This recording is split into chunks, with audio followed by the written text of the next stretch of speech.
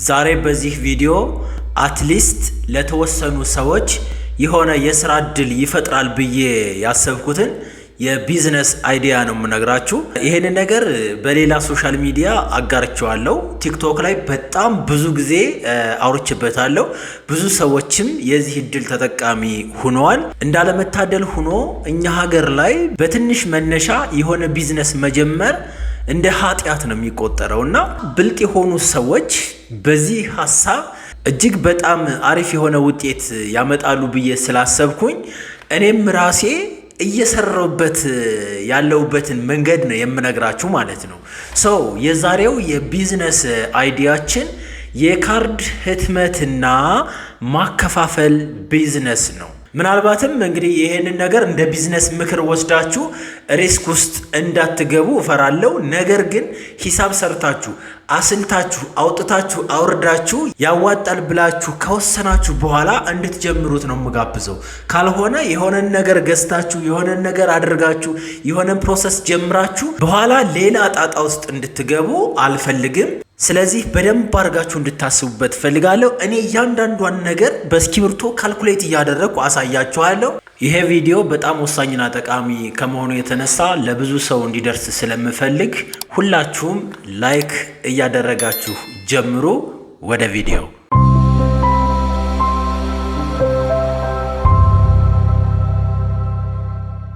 ተመልሰናል ቤተሰብ። አሁን ወደ ዋናው ነጥባችን በቀጥታ እንገባለን። ይህንን የካርድ ህትመትና ማከፋፈል ቢዝነስ ማን ነው የሚሰራው? የሚያስፈልገውስ ነገር ምንድነው? ትርፍና ኪሳራውስ ምን ይመስላል? በስንት ብር ተቀብለን በስንት ብር ነው የምንሸጠው የምናከፋፍለው የሚለውን በቀጥታ ውስጥ ላይ እየገባው እያንዳንዱን ነገር በምሳሌ እያስደገፍኩ አሳያችኋለሁ። የሚያስፈልጋችሁንም ማቴሪያልና አንዳንድ ነገሮችም እዚሁ የማሳያችሁ ይሆናል። እንግዲህ በመጀመሪያ ይሄንን ቢዝነስ ለመጀመር ግዴታ የኢትዮ ቴሌኮም ወይንም የሳፋሪኮም ፈቃድ ያስፈልገናል። ይሄንን ነገር ለማድረግ ደግሞ ኢትዮ ቴሌኮም ወይንም ሳፋሪኮም ምናልባት ከናንተ የሚጠይቁት ሪኳየርመንት ሊኖር ይችላል። በሁለተኛ ደረጃ ስልካችሁ ላይ የምታስጭኑት አፕሊኬሽን አለ። እሱን አፕሊኬሽንም ቀጥታ እየከፈትኩ ስለማሳያችሁ ምንም ችግር የለውም። በሶስተኛ ደረጃ እንግዲህ እናንተ ሁለት ነገሮችን ልትሰሩ ትችላላችሁ። አንደኛው የወረቀት ካርድ ሊሆን ይችላል። ይሄንን ወረቀት በቀጥታ ለካርድ ህትመት ልትጠቀሙበት ትችላላችሁ። ሁለተኛው ደግሞ በይሙሉ አገልግሎት ይሄንን ሰርቪስ ማግኘት ትችላላችሁ። የሁለቱ ትርፍ በምን ያክል ልዩነት ሊለያይ እንደሚችል እዚሁ አሳያችኋለሁ። ጠብቁኝ።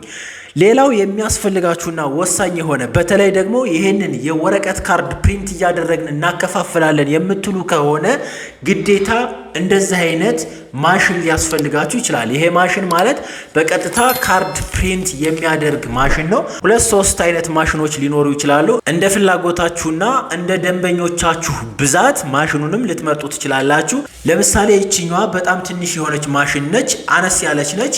ባትሪዋም ሪቻርጀብል የሆነ ባትሪ ነው። ሌሎቹ ዲቫይሶች ወይንም ፕሪንተሮች ደግሞ ምናልባትም ባትሪያቸው ሪቻርጀብል ላይሆኑ ይችላል። አሉ ሪቻርጀብል ያልሆኑ ቀጥታ ሰክታችሁ የምትጠቀሙባቸው አሉ።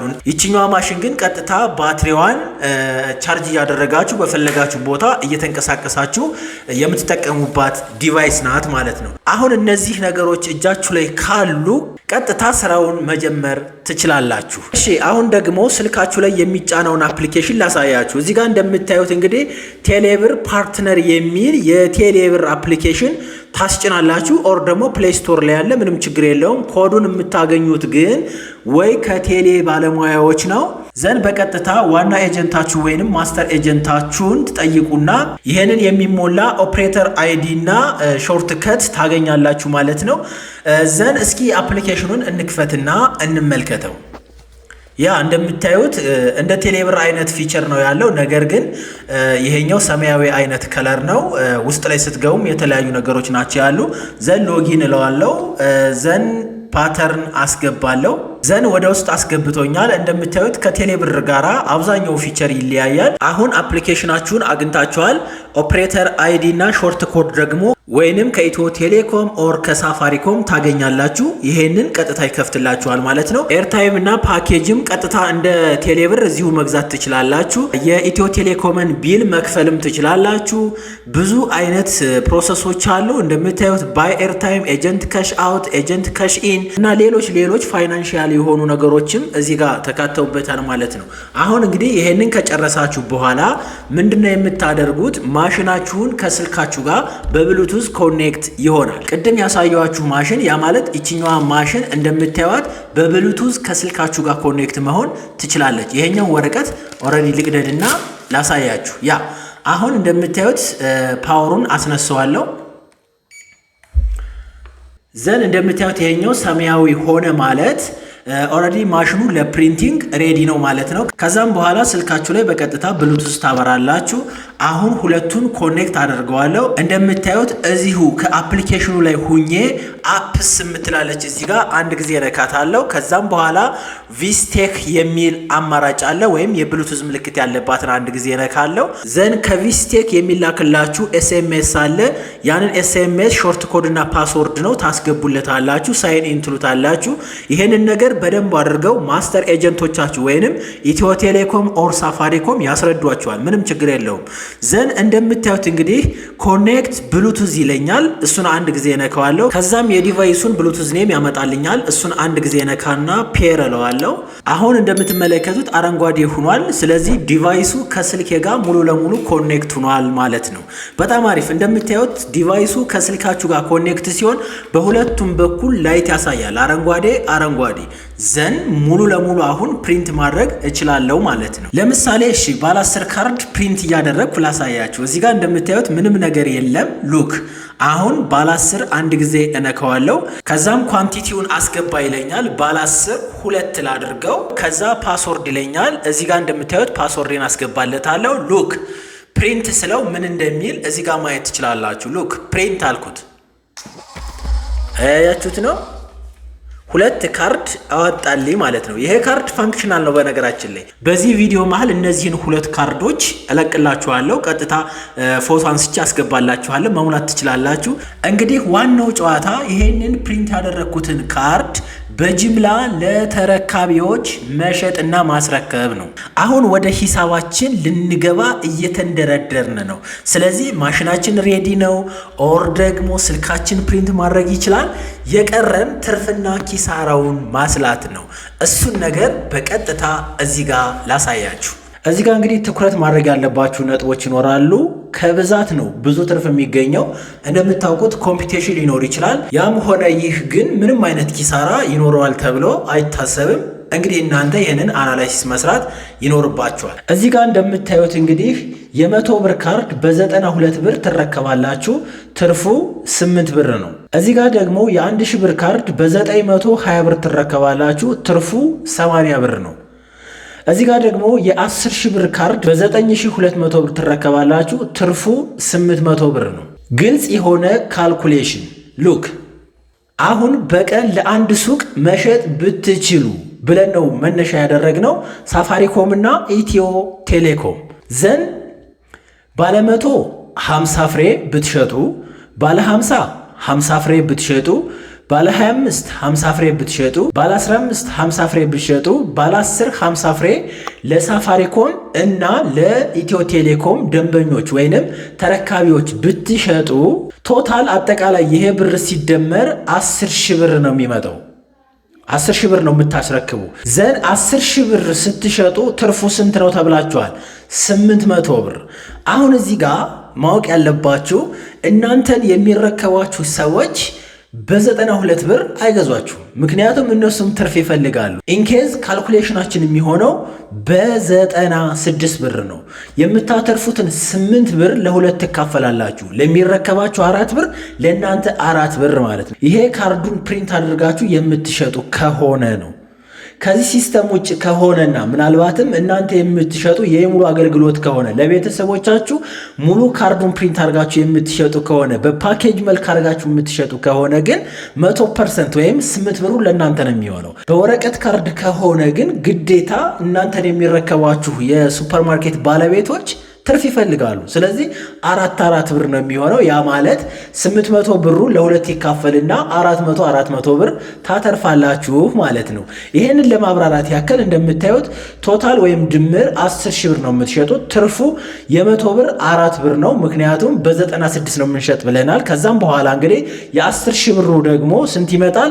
400 ብር ለአንድ ሱቅ ታስረክባላችሁ። አሁን እዚህ ጋር 400 ብር ከኢትዮ ቴሌኮም ብቻ ነው። ሳፋሪኮምንም በደንብ አድርጌ አቅማለኝ ይሰራለሁ ካላችሁ ሌላ 400 ብር ይኖረዋል። ከ100 ብር ካርድ ላይ የተጣራ 4 ብር ለነጋዴ ስታስረክቡ ታገኛላችሁ። አሁን ከኢትዮ ቴሌኮም 400 ብር አግኝታችኋል። ዘን 400 ብር ከሳፋሪኮም ብትሰሩ 800 ብር በቀን መስራት ቻላችሁ ማለት ነው። ይሄ እንደናንተ እንቅስቃሴና ደንበኞችን እንዳያያዛችሁ ሊለያይና ሊወሰን ይችላል። የታወቀ ነገር ነው። ኮምፒቲሽንም ሊኖር ይችላል። ብዙ ይሄንን ስራ የሚሰሩ ሰዎች ካሉ ደንበኞች በእነዛ ሰዎች ተይዘው ሊሆን ይችላል። ስለዚህ አካባቢያችሁ ላይ ያለውን ማርኬት ቀድማችሁ ማወቅና መረዳት ወሳኝ የሆነ ጉዳይ ነው። አሁን እንግዲህ ወደ ወር ሂሳብ እናምጠው። እዚህ ጋር እንደምታዩት በወር ወይንም በ30 ቀን ምን ያህል እንደምታገኙ ካልኩሌት አድርጌ አስቀምጨላችኋለሁ። በአንድ ቀን 800 ብር ከሳፋሪኮም እና ከኢትዮ ቴሌኮም ካገኛችሁ በ30 ቀን እንግዲህ ስታባዙት 24000 ብር መስራት ትችላላችሁ። ሌላው ምናልባት እንግዲህ ይህንን ስራ ስትሰሩ ሌሎች ስራዎችን ትታችሁ ሊሆን ይችላል። የምግብ የመጠለያ የምን ደግሞ ሂሳብ ይመጣባችኋል።